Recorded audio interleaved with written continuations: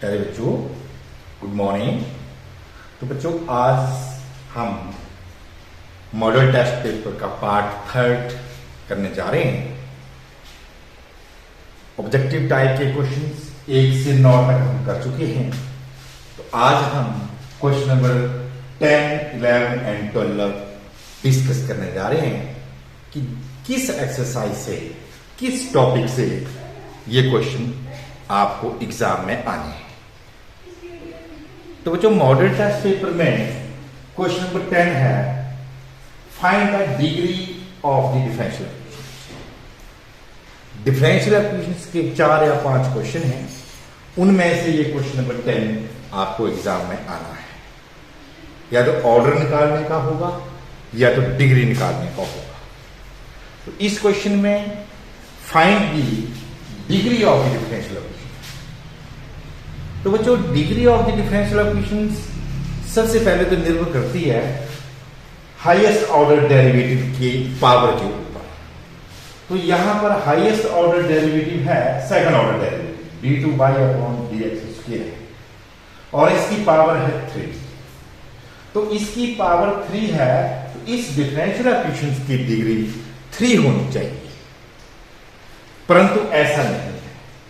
जब भी किसी ट्रिग्नोमेट्रिकल फंक्शन के एंगल के बीच में डेरिवेटिव डिफरेंशियल कोएफिशिएंट चाहे फर्स्ट ऑर्डर का हो, चाहे सेकंड ऑर्डर का हो, चाहे थर्ड ऑर्डर का प्रेजेंट हो एंगल के साथ, तो उस डिफरेंशियल इक्वेशंस की डिग्री नॉट डिफाइंड होती है। तो यहां पर हम गलती से भी हम ये ऑप्शन ए चूज कर लेते हैं, परंतु ये गलत है। तो degree of this differential equation will be not defined because there is derivative of y with respect to x at the angle of this trigonometrical function sine of dy by dx. Hence, the degree of this differential equation is not defined. और order जो है वो सदैव defined होता है। इसका order 2 है और डिग्री नॉट डिफाइंड है। ऑर्डर जो है वो किसी भी एंगल के डिफरेंशियल कोएफिशिएंट के ऊपर निर्भर नहीं करता है। तो इसलिए इसकी ऑप्शन आ जाएगी D, not defined. The degree of this differential equation is not defined. Now question number 11, the integrating factor of the differential equation x into dy over dx plus 2y plus x² is। तो बच्चों, ये question भी differential equations की last exercise का है। Linear differential equation of order 1 का question है। तो कहने का अभिप्राय ये है कि डिफरेंशियल इक्वेशन से भी ऑब्जेक्टिव टाइप के 2 क्वेश्चन आ रहे हैं, एक फर्स्ट एक्सरसाइज से और एक लास्ट एक्सरसाइज से या सेकंड लास्ट एक्सरसाइज से। तो ज्यादा से ज्यादा 5 या 6 ऑब्जेक्टिव टाइप के क्वेश्चंस आपकी बुक में होंगे। उनमें से 2 क्वेश्चन जो है वो डिफरेंशियल इक्वेशन में से ही आने हैं। एक तो ऑर्डर और डिग्री का और एक इंटीग्रेटिंग फैक्टर का क्वेश्चन आना है या होमोजेनियस में से आना है। तो बच्चों, the integrating factor of this differential equation is. तो इसको डिस्कस करने के लिए पहले इसे लीनियर डिफरेंशियल इक्वेशन में कन्वर्ट करना होगा। ये x into dy by dx है plus 2y is equal to x² है, dividing by both side by x, we get dy by dx plus 2 upon x into y is equal to x² upon x, that is x। और ये differential equation अब इस form में बदल गई, dy by dx plus p into y is equal to q में convert हो गई, जहां p की वैल्यू 1/2x है और q की वैल्यू x है। ये दोनों p और q या तो कांस्टेंट होने चाहिए या तो फंक्शन ऑफ x ही होने चाहिए इस प्रकार की डिफरेंशियल इक्वेशन में। तो यहां पर p की वैल्यू 2/x है और q की वैल्यू x है। तो इंटीग्रेटिंग फैक्टर बच्चों केवल p के ऊपर निर्भर करता है और इस प्रकार की डिफरेंशियल इक्वेशन का इंटीग्रेटिंग फैक्टर हो जाएगा e raise to power p dx, इसका integration, this is the integrating factor of this type of differential equation. Integration of integrating factor is equal to e raise to power integration of p dx.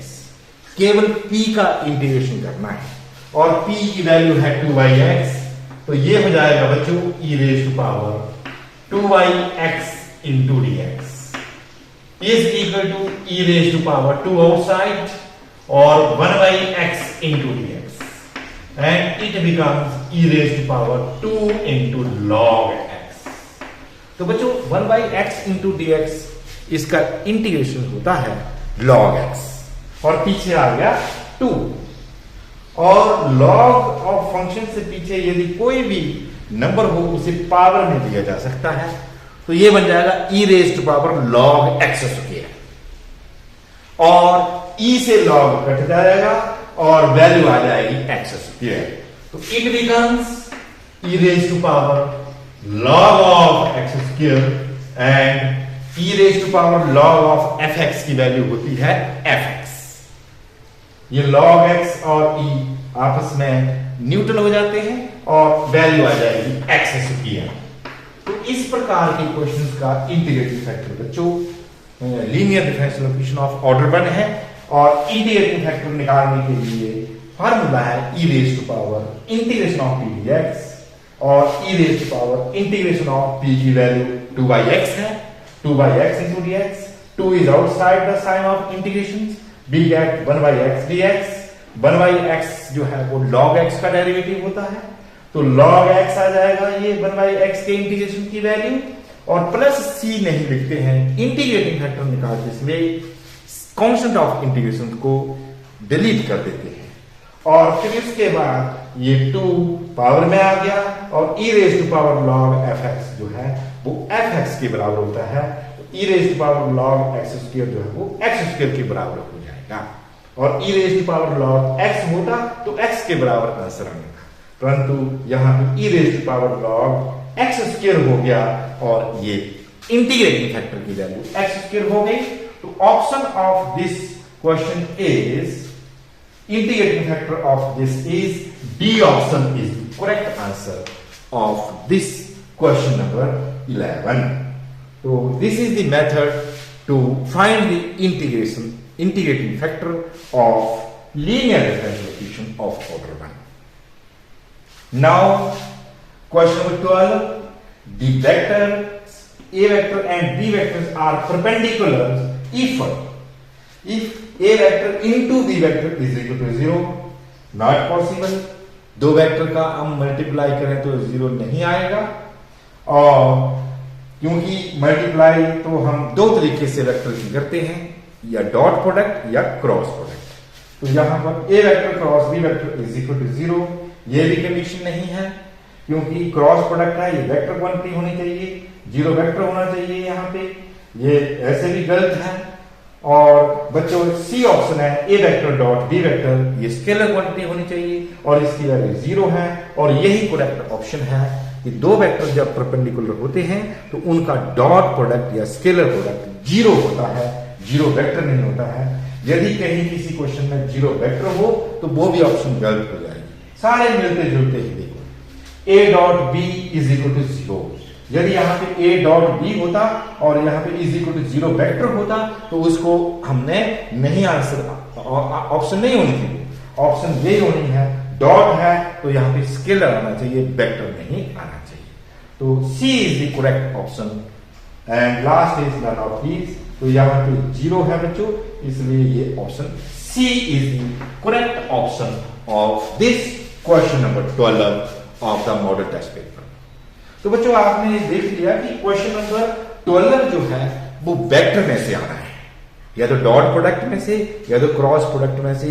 जो भी इन 3-4 exercises में vectors की जो objective type के question आपकी book में होंगे उनको जब आप कर लेंगे तो क्वेश्चन नंबर 12 आपका बिल्कुल क्लियर हो जाएगा, और you will get 1 marks in the final examination from this vector.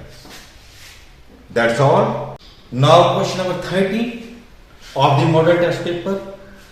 तो बच्चों क्वेश्चन नंबर 13 जो है वो आपका आ रहा है direction cosines of the Z axis आ रहा है 3 डायमेंशन ज्योमेट्री में से।